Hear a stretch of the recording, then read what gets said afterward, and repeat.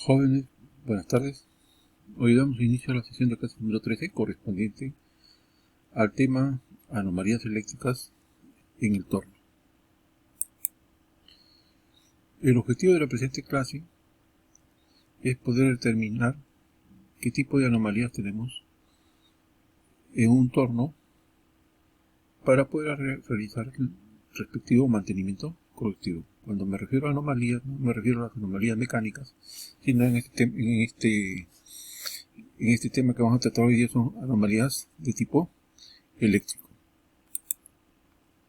En el sistema eléctrico, por ejemplo, tenemos en el tablero de control o en la misma máquina, tenemos los pulsadores de doble efecto. Generalmente son de 30 amperios y se encuentran dañados y se necesita uno nuevo. Lo mismo si suponemos que el cableado se encuentra en buen estado, solo que se necesita establecer una conexión porque se encuentran desconectados. Entonces hay que realizar ahí una actividad de mantenimiento correctivo. Generalmente se hace una programación, un cronograma, para poder establecer ese tipo de mantenimiento eléctrico, ¿no? Por ejemplo, como los pulsadores se encuentran dañados, se va a realizar una compra y se va a montar el pulsador de doble efecto de 30 amperios. Lo mismo que se va a establecer la conexión de los cables que se encuentran sueltos. Esto se programa, ¿no? Se hace un cronograma y se planifica en qué mes vamos a ejecutar este mantenimiento correctivo. Cuando hacemos la revisión eléctrica en el torno, generalmente nosotros procedemos a hacer un chequeo, ¿no? Una inspección. Punto número 1, determinamos el voltaje de entrada y salida, ¿no? Mediante un multímetro o mediante un multitester en el tablero de control, ¿no? Pueden ser en los contactores, en los relés, ¿no? Y en los diferentes tipos de componentes eléctricos que se encuentran instalados en el torno, ¿no? Lo mismo se puede hacer un engrasado de los rodamientos, en este caso de los motores eléctricos, ¿no?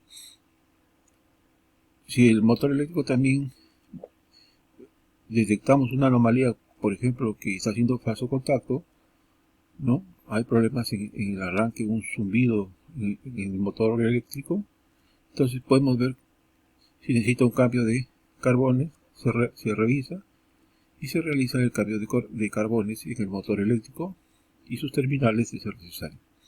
Lo mismo la revisión de los contactores, se revisan si están haciendo falsos contactos en sus terminales, ¿no? Esto puede afectar el desempeño eléctrico en el torno, ¿no? Por lo tanto es necesario realizar un cambio.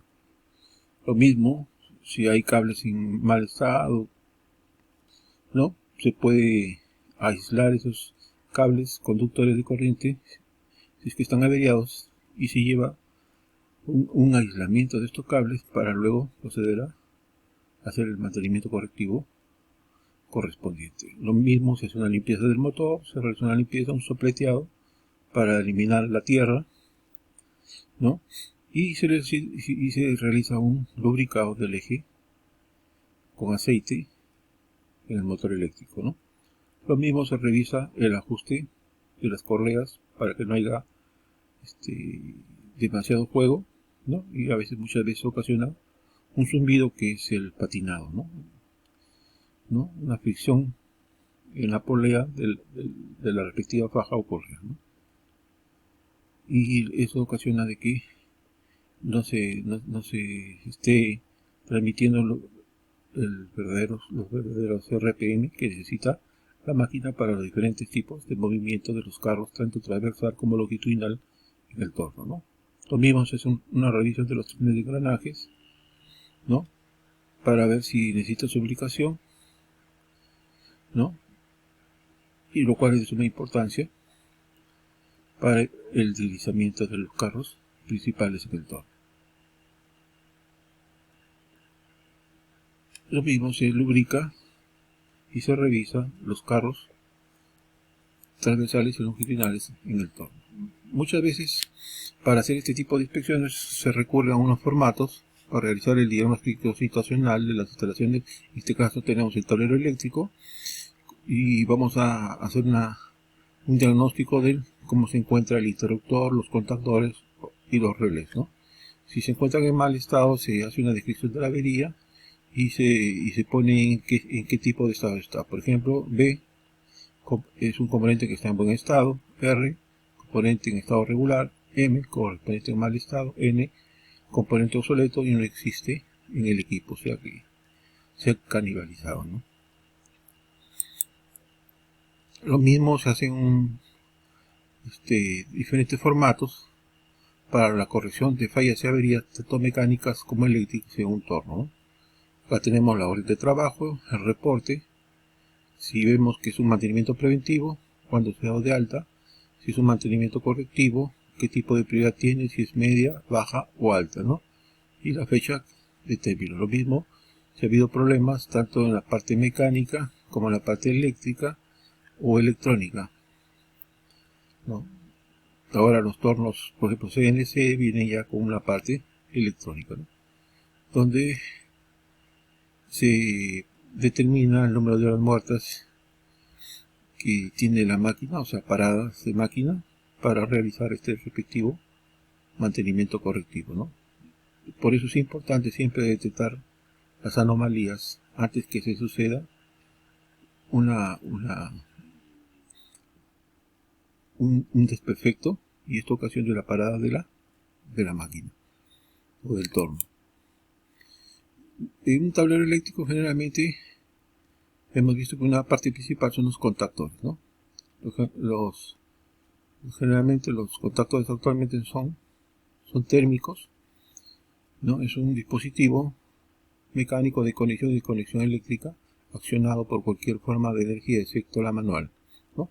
Capaz de establecer, soportar e interrumpir corrientes en condiciones normales del circuito, incluyendo lo de sobrecarga. Cuando hay sobrecarga, automáticamente se abre el circuito y no permite el paso de la corriente, ¿no?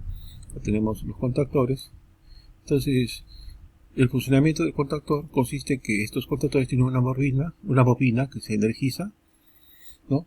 Esto genera un campo magnético intenso de manera que el núcleo atrae a la armadura con un movimiento muy rápido, y con este movimiento todos los contactos en el contactor principal y auxiliares cambian inmediatamente de posición, ¿no?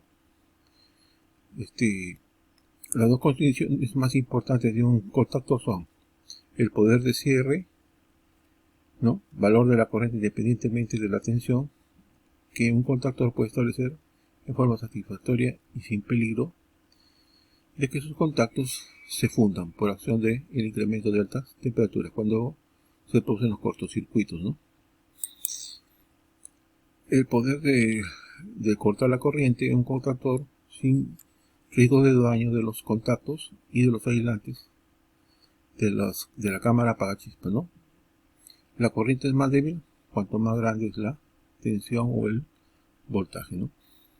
En los contactores generalmente de uso industrial, como son en los tornos, pueden soportar cargas muy altas, como son de 2000 watts a 5000 watts, ¿no? Esa es la potencia que pueden soportar.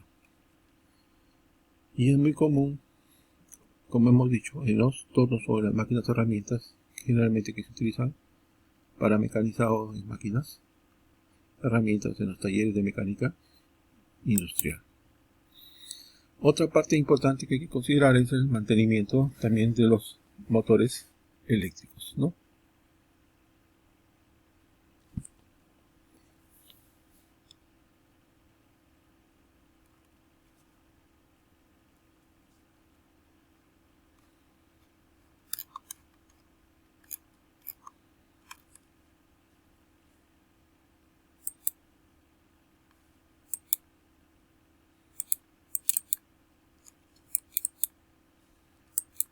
Pues,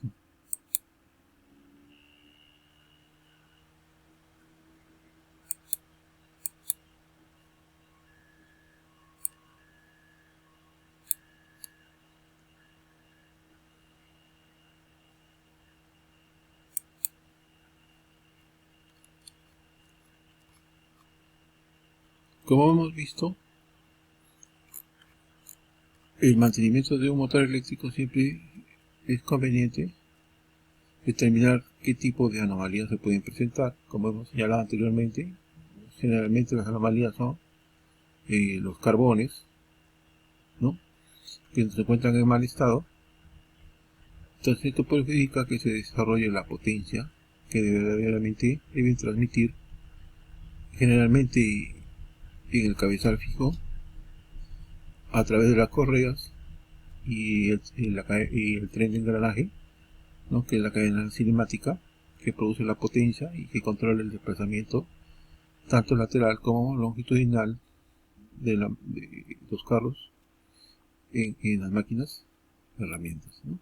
Acá tenemos una plaquita que es la que nos indica las especificaciones técnicas del motor eléctrico, como son sus revoluciones, su voltaje, ¿no?, su amperaje. Por ejemplo, en este caso tiene 6.6 de amperaje, un voltaje de 220, ¿no?, que son lo que, y este motor trabaja a 6,6 amperios, ¿no?, con un voltaje de 220 voltios. Estas son las principales consideraciones que hay que tener para poder detectar anomalías eléctricas en un torno, ¿no?, para que este torno se encuentre en correcto funcionamiento, ¿no?, y pueda trabajar correctamente, ¿no?, eficientemente. Muchas gracias, jóvenes. Este es el tema que hemos tratado hoy día. Cualquier duda, cualquier pregunta, se encuentra abierto el debate.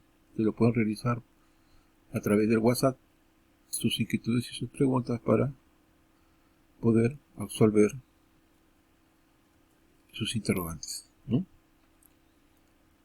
Muchas gracias y nos vemos en la próxima sesión de clase.